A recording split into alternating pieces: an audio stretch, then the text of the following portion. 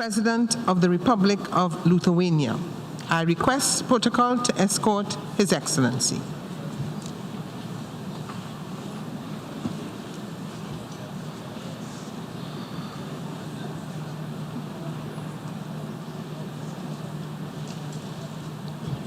On behalf of the General Assembly, I have the honor to welcome to the United Nations His Excellency Gitanas Nausėda, President of the Republic of Lithuania, and to invite him to address the Assembly.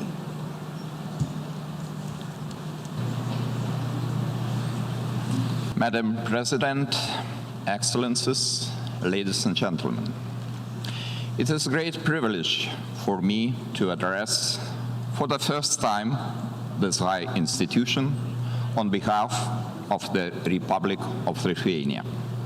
I came with the message that my country is deeply committed to the UN core values and principles. The responsibility to seek peace, to protect human rights, and to work towards general welfare is our main goal, rooted in our difficult history. Lithuania suffered painful losses during the two world wars. It experienced two brutal totalitarian regimes, Nazism and Stalinism.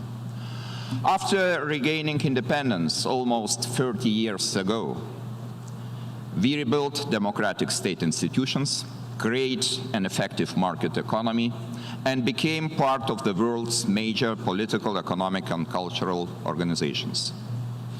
History is a great teacher. It teaches us not to repeat the mistakes of the past. It also inspires us to move on to new heights. Just a month ago, we commemorated the 80th anniversary of the infamous Molotov-Ribbentrop Pact.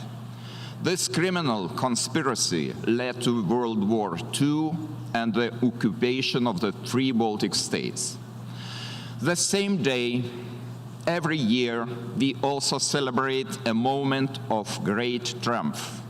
30 years ago, the people of Lithuania, Latvia, and Estonia joined hands in a 650-kilometer long Baltic Way, strongly condemning the pact.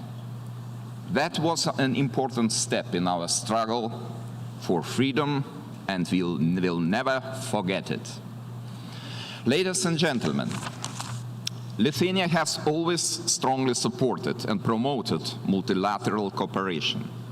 Effective rule-based multilateralism upholds the world order and contributes to international peace and security. Determination to adhere to international law is often the last barrier separating our countries from unpredictable and therefore dangerous disorder. In this world of many uncertainties, we need multilateral mechanisms more than ever before. Against this background, the United Nations Charter plays an exceptional role as it commits all nations to work together towards a better world for all. Therefore, we fully support the steps undertaken by Secretary General to reform the United Nations in order to make the organization more resilient and capable of better addressing difficult global challenges. We need a stronger United Nations to respond more effectively to protracted conflicts and humanitarian crises in the Middle East, Sub-Saharan Africa, and other regions. We also need active engagement of all United Nations members to eliminate and prevent large-scale crimes against the humanity and to find long-term political solutions. Unfortunately, in the world of many crises, Europe is not an exception anymore. The illegitimate use of force and serious violations of sovereignty, independence, and territorial integrity have become part of Europe's everyday life. Russia, a permanent member of the United Nations Security Council, encouraged by the feeble international response to its 2008 aggression against Georgia, attempts to further destabilize countries in its near neighborhood. Russia's military actions against Ukraine have been continuing for 5 years now. Lithuania strongly condemns this prolonged violation of international law and urges the aggressor to respect the UN Charter, the Helsinki Final Act, and bilateral agreements with Ukraine. We will continue supporting Georgian and Ukrainian independence, sovereignty, and territorial integrity. We will never recognize the illegal annexation of Crimea, the occupation of Abkhazia, and South Ossetia. We hold that the implementation of the Minsk agreements is an absolute precondition for normalizing relations with Russia. Some political leaders are raising an idea to create a new geopolitical space from the Atlantic Ocean to Vladivostok, drawing Russia in. It may sound interesting, but do we have common ground for it? Do we have shared values? The answer, unfortunately, is no. We have to remember the hard lessons of history. There was time when left-leaning intellectuals congratulated Vladimir Lenin's ascent to power during the Russian Revolution. There was a time when the independence-seeking Baltic states were being instructed not to rush so as not to harm Mikhail Gorbachev's perestroika. Both times it all ended in bloodshed of innocent people. As a matter of principle, we should not endorse unions in which some states become subjects of history and some others just objects. As of today, Russia has done nothing to inspire our confidence. Could this yet change? Yes, we would be the first to congratulate this turn of events. A democratic Russia respecting international law and the sovereignty of other countries. Ladies and gentlemen, today we need to realize that open disrespect to international law endangers global security. It often comes with drastic violations of human rights and undermines our efforts to build prosperous societies. We know that there is no peace and no security without responsibility. We have repeatedly witnessed that impunity breeds new violence. Those who have committed crimes against humanity must know that they will not go unpunished. Lithuania is one of those countries that are still waiting for justice. During the brutal January events in 1991, Soviet military tanks attacked peaceful protesters in newly independent Lithuania. 14 civilians were killed and more than 800 injured. 8 years on, the Lithuanian court convicted 67 former Soviet officers and military personnel for war crimes and crimes against humanity. However, Russia continues to shield the perpetrators from justice and has even initiated criminal proceedings against those Lithuanian judges and prosecutors who investigated the case. We see it as impermissible interference in the sovereign state's delivery of justice. Knowing the true significance of justice, we will continue working to ensure the universality and indivisibility of human rights. Lithuania's key priorities as a candidate for the Human Rights Council in 2022-2024 will be women's and children's rights, as well as the protection of freedom of expression. We hold that every nation, small or large, has the right and the duty to strive for a better world for all. During Lithuania's presidency of the United Nations Security Council in 2015, we reinforced our commitments regarding the use of small arms and light weapons, as well as the protection of journalists in zones of conflict. Responding to the violations of international law, we kept the Council's attention on the ongoing aggression against Ukraine. Lithuania will continue its active participation in United Nations peacekeeping operations, as well as its contribution to military training and humanitarian actions in Mali, the Central African Republic, and Somalia.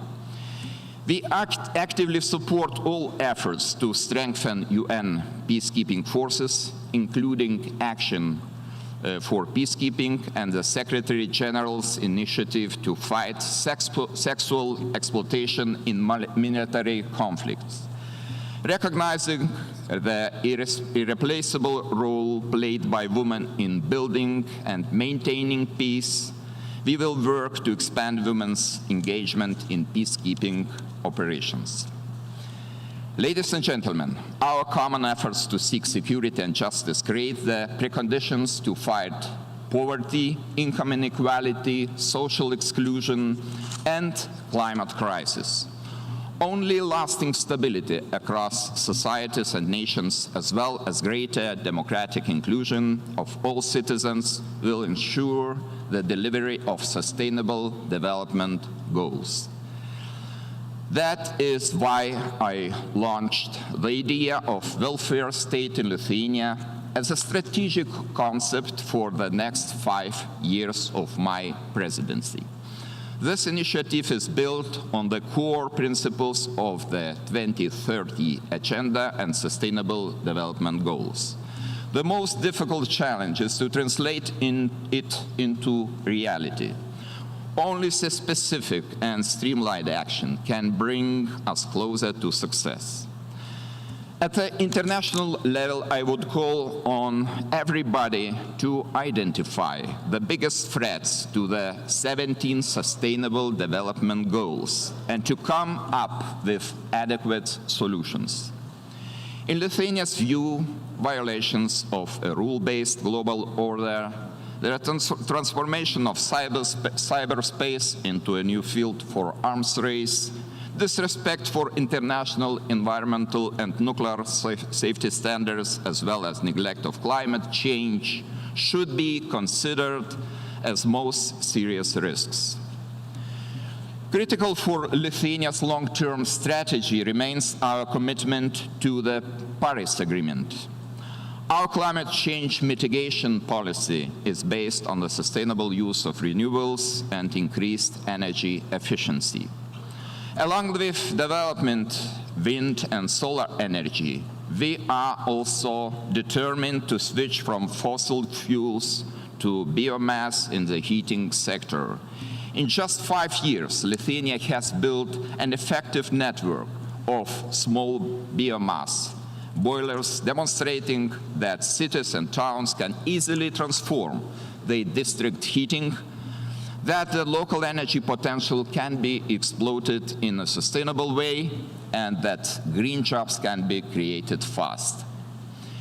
We have presented the Sustainable Heating Initiative, supported by a number of countries, at the UN Climate Action Summit, and we are ready to share our experience with all interested parties. In the upcoming UN discussions on environmental issues, we will speak in favor of enhancing climate and security elements.